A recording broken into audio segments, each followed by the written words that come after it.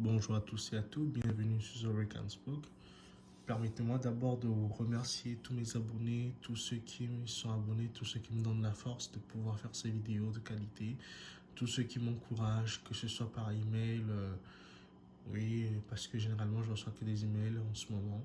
J'aimerais vous remercier vraiment du fond du cœur, merci pour vos encouragements, merci de vous abonner encore davantage, merci de liker si les vidéos vous plaisent et de partager autour de vous afin qu'un grand nombre soit au courant de l'existence de The Rick and Spoke, afin que nous créions une communauté forte et une communauté dynamique, une communauté sans langue de bois, une communauté qui n'a pas peur de dire les mots quand il faut les dire, en parlant du soccer évidemment, une communauté qui dit ce qu'elle pense quand elle analyse chaque enjeu footballistique en fait. Donc j'aimerais encore vous dire merci par rapport à cela. Sans plus tarder, nous allons entrer dans le vif du sujet qui parle aujourd'hui du match de la Champions League qui a opposé le Paris Saint-Germain au Real Madrid. Et nous avons hier assisté à un très très beau match entre le Real Madrid et le Paris Saint-Germain. Un match qui s'est d'ailleurs soldé par la victoire du Paris Saint-Germain, 1-0 sur le Real Madrid. Tout d'abord, j'aimerais féliciter les Parisiens pour leur match parce que les Parisiens, ils ont abordé ce match comme si c'était le match de leur vie, comme si c'était le dernier des matchs qui existaient. Ils ont tout donné, ils ont joué à fond, ils n'ont rien calculé, ils ont fait les efforts, ils ont fait produit un jeu collectif qui était de belle qualité. Ils ont vraiment impacté leur match hier et c'est tout à leur honneur et on aimerait leur dire félicitations et aussi féliciter Mauricio Pochettino d'avoir su mettre en place un bon schéma de jeu, une belle tactique parce que le Paris Saint-Germain hier a donné une leçon tactique au Real Madrid, ce que beaucoup ne voyaient pas venir, beaucoup ne pensaient pas que le Real Madrid pouvait perdre sur un score pareil et puis dans le jeu, ce que le Real Madrid a proposé était vraiment nul et tout. Pour un club du standing du Real Madrid, ça faisait honte, ça faisait tâche de voir que le Real Madrid n'arrivait pas à progresser, n'arrivait même pas à construire des actions de jeu, n'arrivait à rien faire de bon dans cette rencontre. C'est juste pathétique, c'est juste triste de voir un Real Madrid aussi nul que celui qu'on a vu hier. La dernière fois que moi j'ai vu le Real Madrid très nul, ça remontait à l'année dernière contre Chelsea. Que ce soit à l'aller ou au retour, ils étaient nuls. Après ça, il y avait l'Ajax d'Amsterdam quand ils avaient battu le Real 4-1 au Bernabeu. C'était vraiment un Real pathétique, un Real pitoyable. On pensait que le problème du Real Madrid était Zidane, mais aujourd'hui on se rend compte que c'était pas Zidane qui était le vrai problème. Ce sont les joueurs, ils sont vieillissants, il n'y a pas un rajeunissement de l'effectif. L'effectif est vieillissant. Quand on prend au milieu de terrain, nous avons que des joueurs âgés, Toni Kroos, Modric, Casemiro. Ils sont tous vieux, ils sont dans la trentaine déjà. Il n'y a pas de genre de nouveaux produits comme aujourd'hui on voit le Barça. Le Barça aujourd'hui en reconstruction, les amis. Mais le Barça dans sa reconstruction, aujourd'hui on voit des jeunes qui rentrent au milieu de terrain. On a des Frenkie de Jong, on a des Nico, on a des Gabi. Donc le Barça aujourd'hui, même si le Busquets il résiste toujours, mais bientôt Busquets sera sur le banc de touche. Ça, ce n'est qu'une question de temps. Au Barça, le milieu de terrain est déjà fourni. Alors que le Real Madrid, la fabrique du Real Madrid n'arrive pas à s'imposer, on n'arrive pas à donner la chance aux jeunes du Real de rentrer dans le 11 de départ. C'est vraiment pathétique parce que des rencontres comme celle-ci, opposant le Paris Saint-Germain au Real Madrid, rappelez-vous que la dernière fois que le PSG avait rencontré le Real Madrid au Parc des Princes, le PSG avait gagné 3-0, c'était sous Thomas Tuchel. Et au retour au Bernabeu, ils ont fait 2 buts partout. Donc ça veut dire que cette équipe du Real Madrid ne fait pas peur au Paris Saint-Germain, elle ne fait peur à personne. Le Real Madrid est prenable. Il n'y a qu'à voir les derniers matchs du Real Madrid en Liga ou en Coupe du Roi lorsqu'ils se font sortir par Bilbao. Casemiro, toujours lui, le maladroit, il loupe les actions. Ferland Mendy, franchement, ça fait pitié cette équipe du Real Madrid. Honnêtement, en toute objectivité, c'est triste à voir. D'un côté, on a, mais tout ceci, si on voit que le Real Madrid fait pitié, le Real Madrid était nul dans sa rencontre hier. Ce n'est pas parce que le Real Madrid est nul, non, c'est parce que Pochettino a su mettre en place un système de jeu.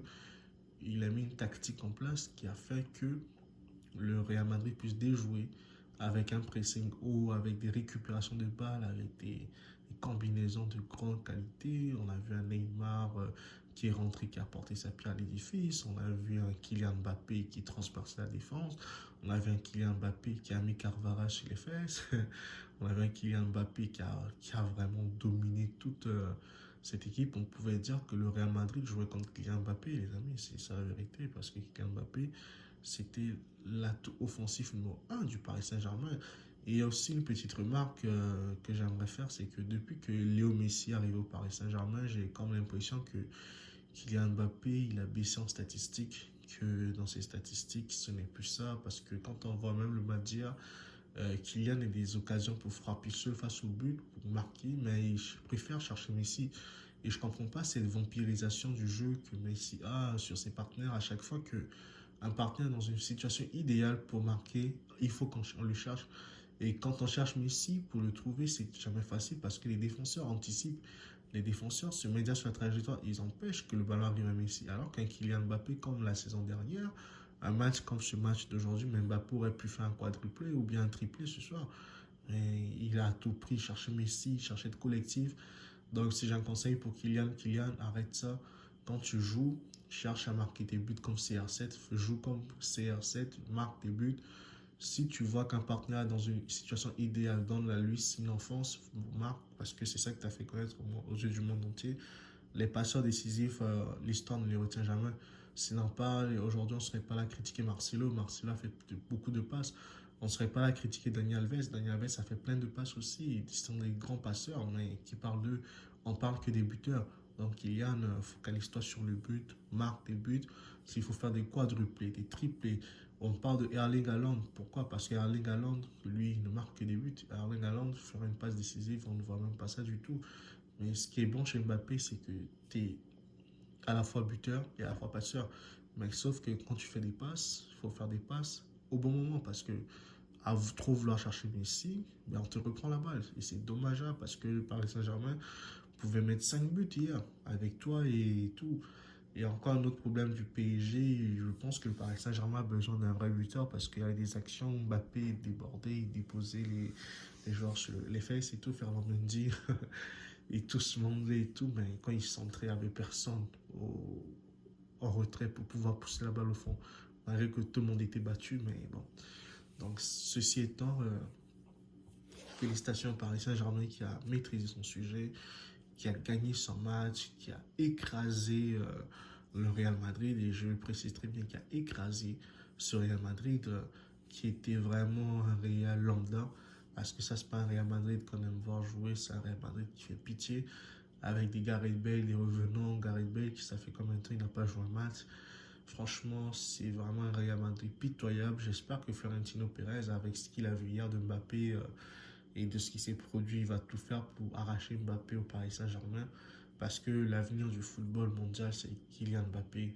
Ne vous trompez pas, les amis.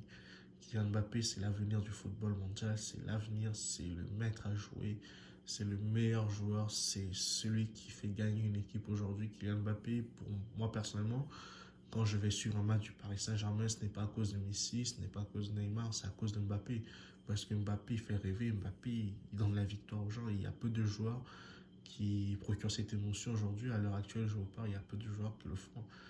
Donc aujourd'hui, je pense même que quand on va au stade, c'est pour Mbappé. Donc si Pérez s'amuse à laisser Mbappé au Paris Saint-Germain, ben, le Real Madrid pourra au moins passer encore 5 ans sans gagner Champions League. Et c'est triste pour un club du standing du Real Madrid en fait. Alors qu'avec un client dans ses rangs, ils sont sûrs à 100% de gagner Champions League. Et encore un autre problème, Karim Benzema, il revient de blessure et directement il est titulaire. Moi, ça c'est un non-sens pour moi. Parce que Benzema, il n'est pas en forme du tout. Il devait serrer le banc de touche. Il devait même mettre Luka Jovic ou bien Mariano Diaz en pointe.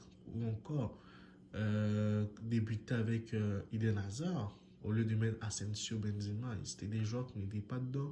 Et même Vinicius Junior, en ce moment, Vinicius Junior, ce n'est plus ce qu'il était en début de partie. Donc, il faut au moins le remettre sur le banc de touche à un moment donné, qu'il retravaille. Et que quand ils prennent la confiance à nouveau, ben, qu'on le retitularise. Parce que Vinicius Junior, aujourd'hui, moi j'ai vu quelques matchs récemment du Real Madrid, mais ce n'est pas ça, ce n'est plus ça, ce n'est plus le genre qu'il avait été en début de saison.